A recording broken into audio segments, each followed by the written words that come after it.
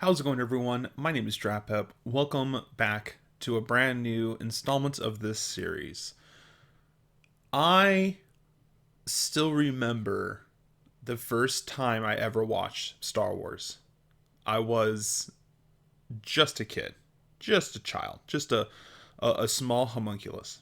And by the way, I got that term from the show Smiling Friends. Just full disclosure, that's not something I came up with. I heard one of the characters in Smiling Friends say when he was a young homunculus, which, if you don't know what a homunculus is in alchemy, it refers to just a tiny person, like a very small, like that was one of their objectives outside of making like the philosopher's stone, which was like could turn any metal into gold and make you live forever. Another thing they were trying to make was a homunculus, and I heard that and I laughed so hard that I was like, oh man, every time I'm referring to my childhood, I want to start saying that. I want to start calling my childhood as a homunculus, a tiny person. That's pretty much what a child is a homunculus.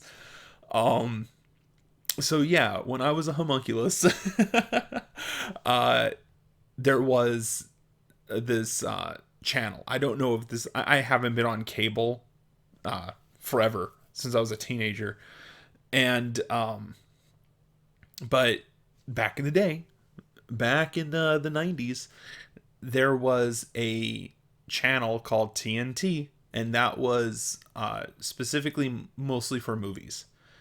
And they had a Star Wars marathon. And so my mom sat me down. She goes, "Oh, we're gonna watch this movie together." And I was like, "Oh, okay." And it was the first movie, Star Wars: A New Hope, and uh, it was like movie four, and I'm like, "Huh." So we're just starting in the middle. We're just gonna skip three movies here. She's like, "Nah, it's okay. This is gonna be fun." I was like, "All right." And she had to like read, the text scrolls. She was the one that even told me that was the fourth movie. That's what. That's why I questioned it. Um, throughout the movie, I thought I was going to be bored, but I loved it. It was amazing for me, and I was, when the Death Star blew up and Darth Vader was spun out into space, I was like, that was a good ending. Because I thought Darth Vader died. I thought he was going to go out into space and then die out there. But then comes Empire Strikes Back right after. And I was like, oh, what's this? And my mom was like, oh, this must be another Star Wars movie.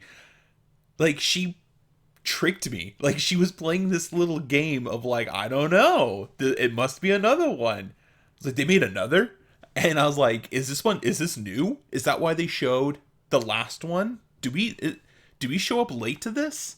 Okay, hold on. So we watched A New Hope. Now we have Empire Strikes Back. So this must be the newest one then. Like, this just came out. She goes, maybe. And then it got to the part where Darth Vader reveals that he's Luke Skywalker's father.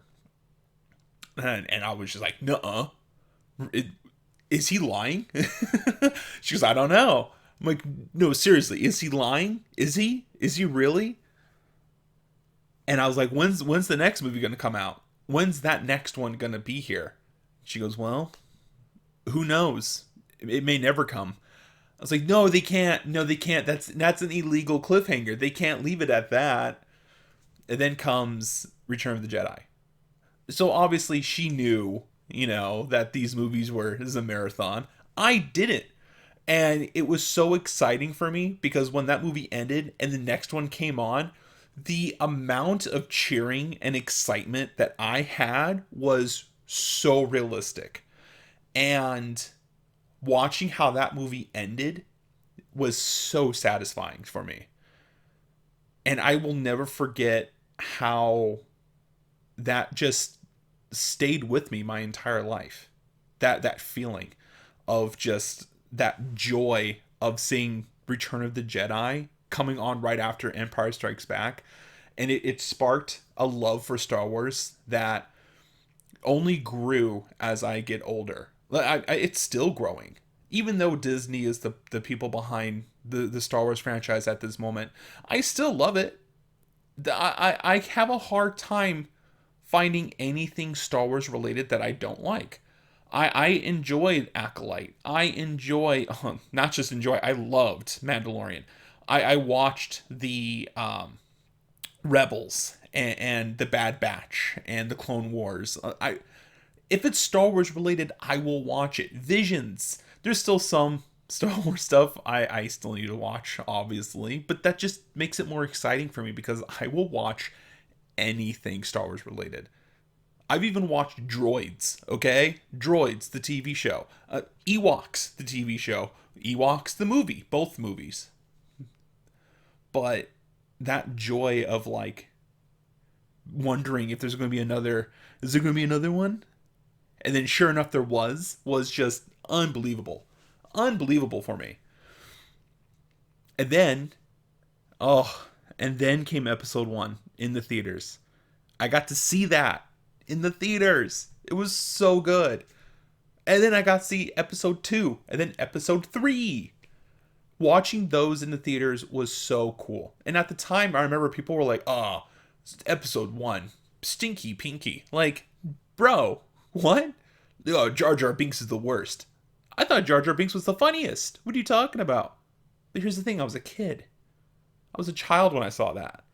So of course I was going to like Jar Jar Binks because Jar Jar Binks was, made to be enjoyed by children. But even as I got older, I still like Jar Jar Binks. I think the fact that he's annoying is even more amazing. There's even an episode in the Clone Wars where Jar Jar Binks is messing up, and like his bad luck is legendary in that episode. But he's messing up so badly that the enemy thinks he's a Jedi. Like he is messing up so badly that they're like, the only way he could do this is if he's using the Force. That's the only way he could do any of this. But he was just clumsy. But that episode was my favorite. I loved that. I would have to say one of the highlights of my Star Wars adventure was being able to purchase my own customizable lightsaber from Disneyland. I got to do the whole lightsaber experience. And then I got a bunch of kyber crystals. I would love to finish my collection. I have a majority of them. And I have a Jedi holocron and a Sith holocron. I have the Book of Sith, which is like it explains a little bit of the lore of the Sith. I still have to read it, but I mean, I know the majority of the lore already. And that feeling of just being able to change out the kyber crystal inside my lightsaber for another one, it feels surreal to me. Being able to just go to Galaxy's Edge at Disneyland is surreal to me because I feel like I'm walking into that world of Star Wars. And then if you walk up to the people who are dressed in uniform, they stay in character the whole time. Now, here's the part that was the highlight of my Star Wars adventure. I went to Disneyland. I went to the Galaxy's Edge, and I was looking at the kyber crystals. I wanted to buy one. And one of the store clerks walked up to me and was wondering if I knew much about the kyber crystals. I was like, I know everything about the kyber crystals. And so I started saying some of the lore about, Kylo Ren and a little bit of the lightsabers and what they mean and what the kyber crystals mean and how the first Sith Lord that created the dual lightsabers, the one that goes above and below, the rule of two, the order of Sith. I just went into it. I didn't spend too much time doing this, but he stayed in character and he knew some lore, but he told me the lore in character, like as if it was a history lesson. And then sure enough, there was other people who were walking up to us to listen and it felt so surreal to talk about Star Wars to a Star Wars character who's staying in character and replying to me in lore in a way that is like more of like a history lesson in character of like, oh, I remember that guy. Yeah. He would go into the cantina down the way and he would tell these stories of such and such. And that that was the best. That was the best feeling ever because I was in the world. I was talking to a character in character. I was able to like just really hyperfixate on Star Wars, and I loved every moment of that. And I will never forget that.